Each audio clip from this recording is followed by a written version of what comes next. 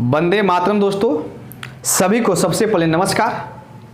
जैसा कि आप जानते हैं कि पिछले क्लास में हम बिहार की मृदा के टॉपिक को स्टार्ट किए थे और बिहार के कृषि अनुसंधान विभाग ने बिहार की मृदा को 3 वर्गों में वर्गीकृत किया है। एक है उत्तर बिहार की मृदा, दूसरा है आपका दक्षिण बिहार की मृदा और तीसरा जो है दक्षिण सीमांत पठारी क्षेत्र की मृदा, जिसमें पिछले क्लास में हम उत्तर बिहार की मृदा और उससे जुड़े जितने भी जो आपको फैक्ट आपके परीक्षा के दृष्टिकोण से महत्वपूर्ण थे उसको आपको समझाने का हम प्रयास किए थे।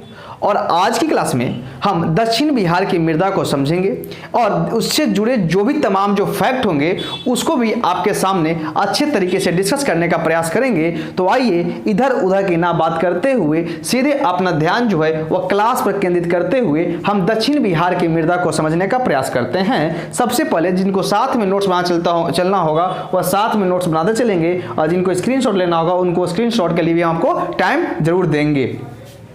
अगर आपको बता दें कि दक्षिण बिहार की मृदा, दक्षिण बिहार की मृदा, अगर दक्षिण बिहार की मृदा की अगर बात करें तो दक्षिण बिहार की मृदा को हम 4 भाग में बांटकर समझेंगे। पहला होगा, दूसरा होगा, तीसरा होगा, चौथा होगा। देखिए आपको राइटिंग क्लियर होगा क्योंकि पिछले क्लास में ललित शर्मा का मैसेज आया था कि सर आपका जो राइटिंग है वह क्लियर दिख नहीं पाता है, तो हम कोशिश कर रहे हैं कि थोड़ा सा आज बड़ा लिखे और आपको साफ साफ नजर आए। तो दक्षिण बिहार की मृदा को हम 4 भाग में बांटकर समझेंगे। पहला आपका हो गया कगारी मृदा, कगारी मृदा, और दूसरा जो होगा आपका टाल मृदा। अभी सबको आपका हम मैप के माध्यम से और उससे जुड़े जितने भी जो फैक्ट होंगे वह सभी आपके सामने हम डिस्कस करने का जरूर प्रयास करेंगे। दूसरा आपका हो गया टाल मृदा और तीसरा जो होगा आपका करेल या केवाल मृदा, जिसको बिहार की लैंग्वेज में केवाली भी कभी कभी कह देते हैं। और चौथा अगर हम बात करेंगे तो आपका बलथर मृदा। जिनको स्क्रीनशॉट लेना है वह स्क्रीनशॉट साथ में ले लें। चलिए सबसे पहले आपको दक्षिण बिहार की मृदा को हम 4 भाग में बांटकर समझेंगे।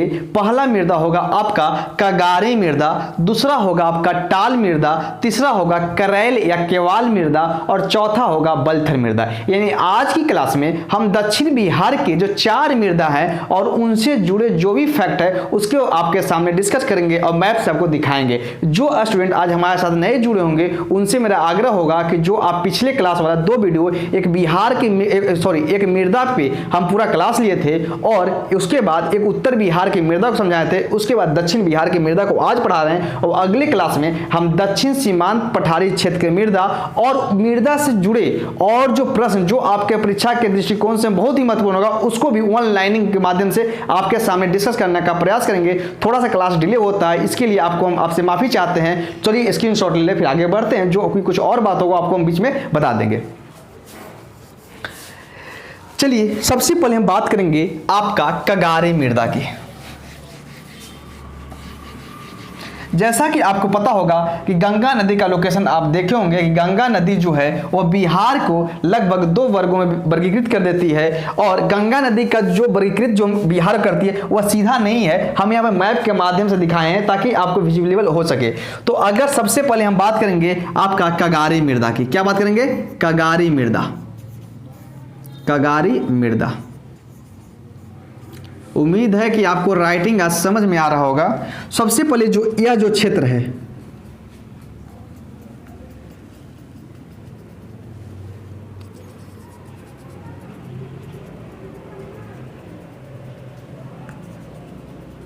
यह जो आपका है कगारी मृदा, कगारी मृदा।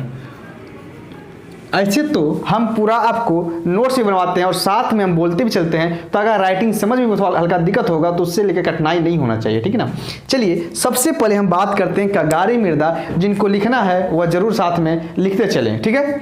कगारी मृदा की अगर बात करते हैं तो कगारी मृदा दक्षिण बिहार के नदियों जैसे सोन, पुनपुन, फल्गु के क्षेत्रों में एक संकीर्ण पट्टी के रूप में, एक संकीर्ण पट्टी के रूप में इस मृदा का विस्तार है। जिनको लिख लें क्योंकि हम दोबारा रिपीट कर रहे हैं। कगारी मृदा दक्षिण बिहार के नदियों जैसे सोन, फल्गु के क्षेत्रों में एक संकीर्ण चौड़ी के पट्टी के रूप में इसका विस्तार है।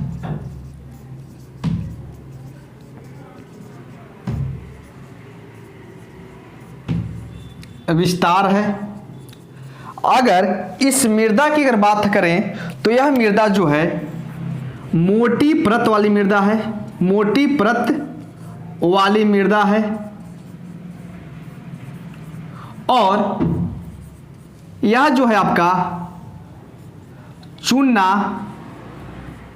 प्रधान मृदा है। इसका अर्थ यह हुआ कि इस मृदा में चूना की प्रधानता होती है। और इसके साथ और हम इसके सामने डिस्कस करने का प्रयास करें तो कगारी मृदा जो है यह इसमें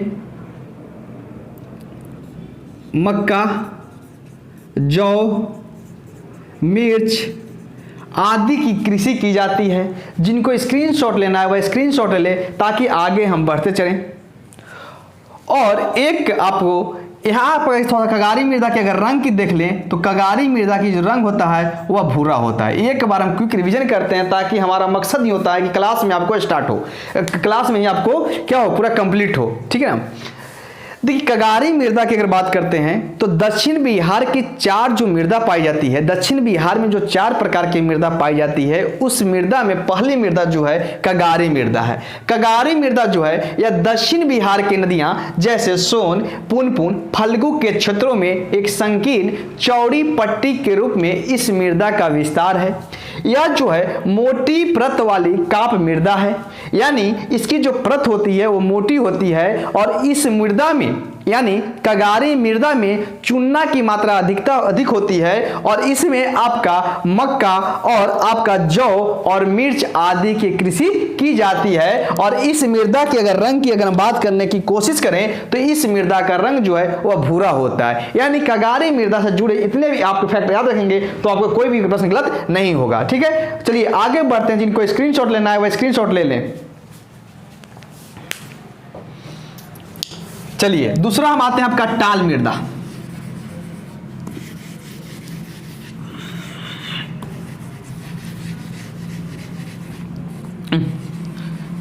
कगारी मृदा भी मिट रहा है, बताइए तो। चलिए दूसरा हम बात करेंगे टाल मृदा। टाल मृदा क्या है? टाल मृदा। इस मृदा में यह मृदा बहुत ही इंपॉर्टेंट है, ठीक है ना, इसको याद रखिएगा। टाल मृदा की अगर बात करें, थोड़ा सा मैप को लेकर दिक्कत हो सकता है, उसको लेकर परेशान नहीं होना है, ठीक है ना। यह जो आपका है टाल मृदा, क्या है? टाल मृदा। टाल मृदा की अगर बात करें तो आप लिखिए, यह जो है गंगा नदी के दक्षिण में, यानी यहां पे क्या है? गंगा नदी है, तो लिखिए गंगा नदी के दक्षिण में, गंगा नदी के दक्षिण में या कगारी मृदा के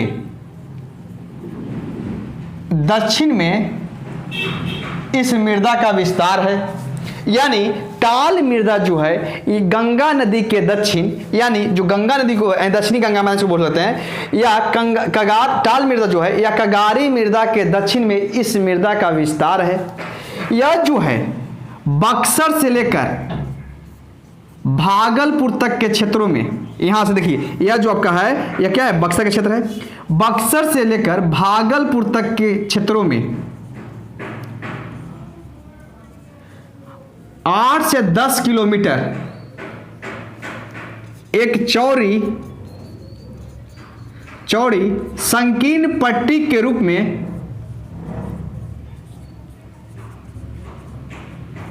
में इस मृदा का विस्तार है।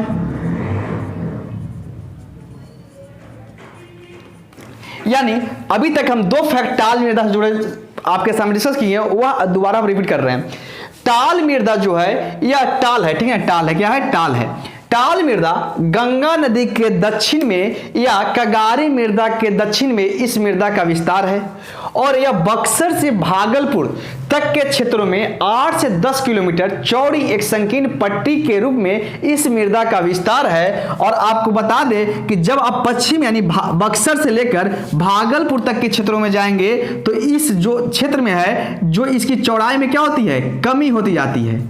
चौड़ाई में क्या होती है, कमी होती जाती है। और आपको यह पता होगा कि यह जो क्षेत्र जो है, यहां पे लिख रहे हैं, यह जो है निम्न भूमि वाला क्षेत्र है, निम्न भूमि वाला क्षेत्र है।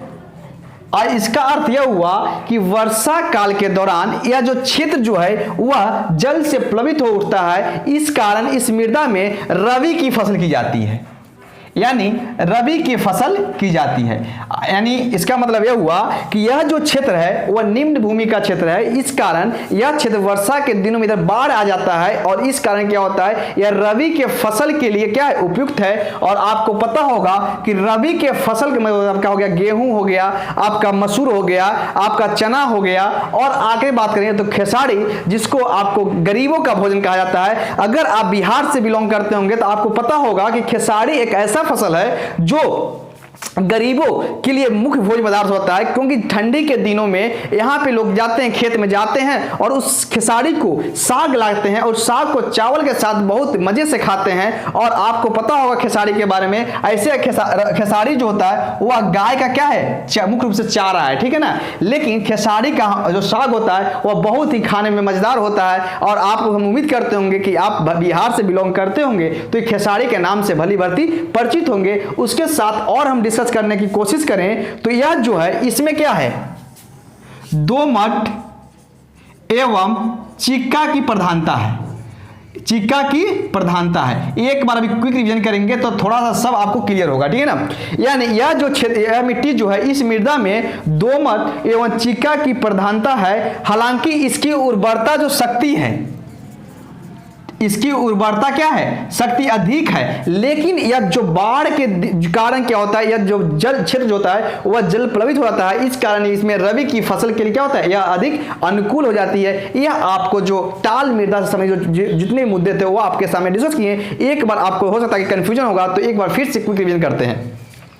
अगर टाल मृदा की बात करें तो टाल मृदा जो है यह गंगा नदी के दक्षिण में या कगारी मृदा के दक्षिण में इस मृदा का विस्तार है। यह बक्सर से जो भागलपुर के जो क्षेत्र है वह 8 से 10 किलोमीटर चौड़ी एक संकीर्ण पट्टी के रूप में टाल मृदा का विस्तार है। हालांकि बक्सर से जब भागलपुर की ओर जाएंगे तो इसकी चौड़ाई में क्या होती है, कमी आती जाती है। और यह जो क्षेत्र जो है यह निम्न भूमि का क्षेत्र है, जिसके कारण बाढ़ के दिनों में यहाँ पे बाढ़ आ जाती है और यह क्षेत्र क्या होता है, जल से प्लावित हो उठता है। इस कारण से इस क्षेत्र में आपको खरीफ की फसल बहुत कम देखने को मिलती है और यहाँ पे क्या होती है, रबी की फसल के लिए मृदा ज्यादा अनुकूल होती है। और यह जो है रबी की फसल में आपका इसे बता दिए, आपको बताए थे कि रबी की फसल में हो गया क्या, मसूर हो गया, तो आपका चना हो गया, खेसारी हो गया, यह सभी रबी हो गए। इसकी उर्वरता क्या है, अधिक थी, लेकिन वर्षा के कारण या वर्षा के दिनों में यह क्षेत्र का जल से प्लावित होता है। इस कारण यह रबी के लिए ज्यादा अनुकूल हो जाती है। और यह जो है दोमट और चिक्का की प्रधानता है। जिनको स्क्रीनशॉट लेना है वह स्क्रीनशॉट ले लें। अब तीसरा जो मृदा हम देखेंगे आपका, वह है आपका करेल या केवाल मृदा। चलिए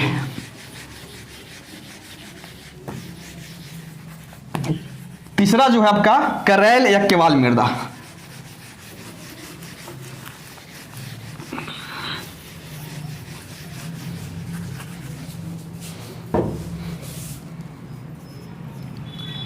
करेल एवं केवाल मृदा।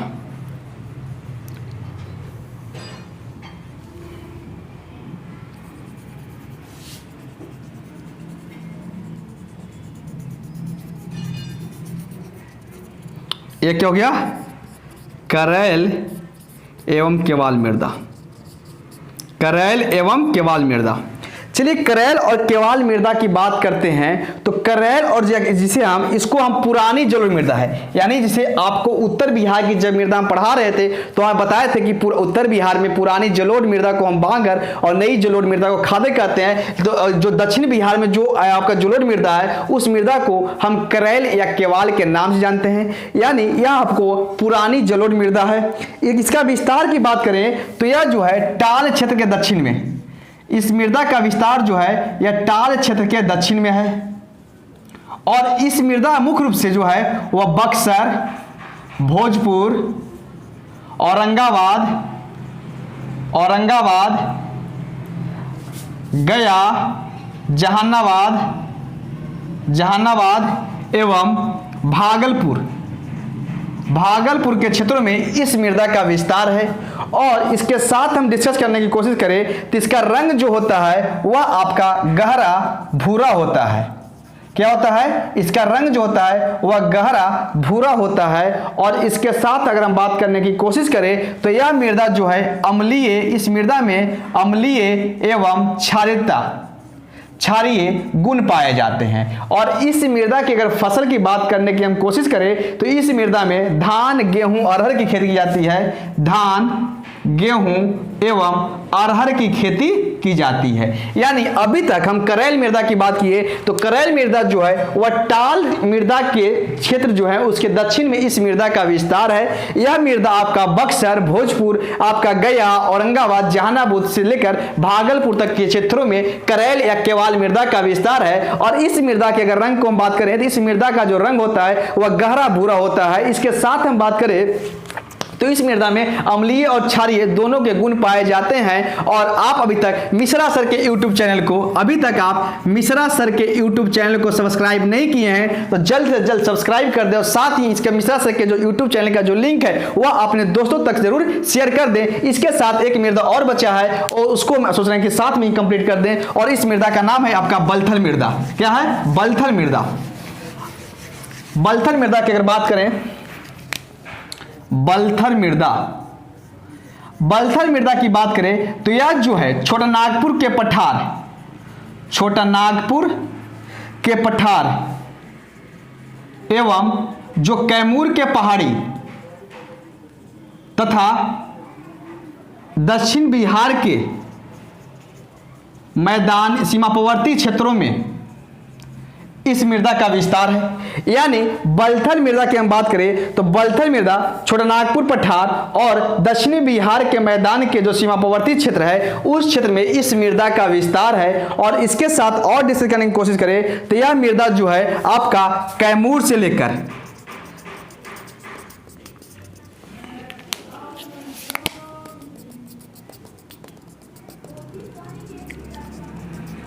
यह जो कैमूर से लेकर जो भागलपुर तक का जो क्षेत्र है, जो क्रॉस का निशान दिखा रहे हैं आपको, ठीक है ना, इस मृदा का विस्तार जो है कैमूर से लेकर भागलपुर तक का है। यानी जो बलथल मृदा जो है इसका विस्तार जो है कैमूर से लेकर भागलपुर तक के क्षेत्रों में इस मृदा का विस्तार है। और इसका रंग जो है पीलापन लिए हुए लाल है। क्या है? पीलापन लिए हुए लाल है। हालांकि यह मृदा ज्यादा क्या है, उर्वरक नहीं है। इस मृदा क्या है, अनुपजाऊ मृदा है। आपको दक्षिण बिहार की मृदा में अगर आप कगारी मृदा और टाल मृदा को याद रखते हैं तो आपके सभी प्रश्न वहीं से बन जाएंगे। और इसी के साथ हम दक्षिण बिहार के जितने भी मृदा थे उनको आपको समझाने का प्रयास करेंगे। और इसके बाद एक क्लास लेकर और आएंगे मृदा के लिए, जिसमें आपका दक्षिण सीमांत पठारी क्षेत्र की मृदा को बताएंगे। और उसके बाद पूरा जितना उत्तर बिहार की मृदा और दक्षिण बिहार की मृदा जो हम आज और पिछले क्लास में पढ़ाए थे उसको एक साथ क्विक रिवीजन कराते हुए और मृदा से जुड़े जो भी तमाम जो फैक्ट और बचे रहेंगे उसको आपके सामने डिस्कस कर देंगे, ताकि मृदा से प्रश्न को लेकर आपको किसी प्रकार कोई कठिनाई महसूस नहीं होगी। और उम्मीद करते हैं, आशा करते हैं कि क्लास आपको अच्छा लगा होगा। और यह अभी तक आप जो मिश्रा सर के YouTube चैनल को सब्सक्राइब नहीं किए हैं तो जल्दी से जल्दी मिश्रा सर के YouTube चैनल को सब्सक्राइब कर दे। और साथ ही आप जो मिश्रा सर के YouTube चैनल को जो लिंक है वह आप अपने दोस्तों तक शेयर कर सकते हैं। और इसी के साथ उम्मीद की आशा के साथ हम जानते हैं या महसूस कर रहे हैं कि आपको क्लास अच्छा लग रहा होगा। और जो आपको कन्फ्यूजन होगा और आप कमेंट के माध्यम से जरूर बताने का प्रयास करेंगे। तो एक बार आपका हम कुछ बता के कुछ क्विक रिवीजन कराते हुए क्लास को हम समाप्त करेंगे। जैसा कि आज का टॉपिक में हम दक्षिण बिहार के मृदा को पढ़ाएं और दक्षिण बिहार के मृदा में 4 प्रकार की दक्षिण बिहार मृदा पाई जाती है। पहली मृदा जो है आपका कगारी मृदा, दूसरी जो है आपका टाल मृदा, और तीसरा जो है करेली या केवाल मृदा, करेल या केवाल मृदा, और चौथा आपका बलथल मृदा। और इससे जुड़े जितने भी जो फैक्ट था वह आपके सामने हम डिस्कस करने का प्रयास किए, और अगले क्लास में हम दक्षिण सीमांत पठारी क्षेत्र की मृदा को पढ़ाएंगे। और उसके बाद थोड़ा सा क्लास हमारा डिले होता है, इसको लेकर आपको कंफ्यूजन नहीं होना है, क्योंकि आपको हम जब वादा किए हैं कि पूरा बिहार स्पेशल पढ़ाएंगे तो पूरा पढ़ाएंगे। हालांकि क्लास दो जगह ऑफलाइन क्लास लगे हुआ है, इस कारण टाइम नहीं मिलने का थोड़ा सा क्लास आपका डिले हो जाता है, इसको लेकर चिंता नहीं होना है। जैसे ही अभी आरओ का एग्जाम जो दिसंबर में है वहाँ पे मेरा 2 क्लास ऑफलाइन लगा हुआ है, इस कारण से आपको थोड़ा सा डिले हो रहा है। इसके बाद पूरा दिसंबर के बाद से पूरा बिहार स्पेशल को हम अच्छे तरह से पढ़ा लेंगे, दिसंबर से ही स्टार्ट कर देंगे। और इसी के साथ आज क्लास को समाप्त करते हैं। Thank you, God bless you, आपका दिन शुभ हो।